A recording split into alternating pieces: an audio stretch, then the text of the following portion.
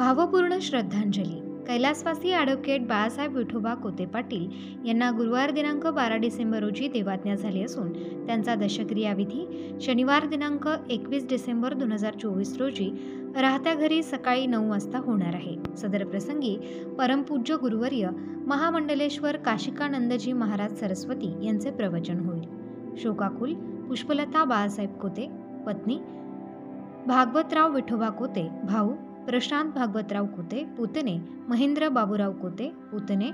अभिजित भागवत कोते, पुतणे सोनल सम्राट गायकवाड, मुलगी सम्राट अरुणराव गायकवाड, जावई अंजनाबाई बबनराव दिघे, बहीण अर्चना कैलास थोरात, पुतणी उर्मिला कैलास दिघे, पुतणी शारदा मिलिंद बच्छाव, पुतणी यादवराव बाबूराव कोते, भाऊ प्रभाकर गोविंदराव कोते, पुतणे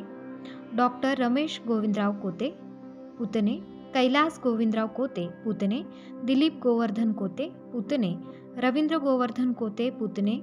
विनोद गोवर्धन कोते, पुतणे प्रशांत गोवर्धन कोते, विलास यादवराव कोते, पुतणे राजेंद्र यादवराव कोते, पुतणे आणि समस्त कोते पाटील परिवार शिर्डी.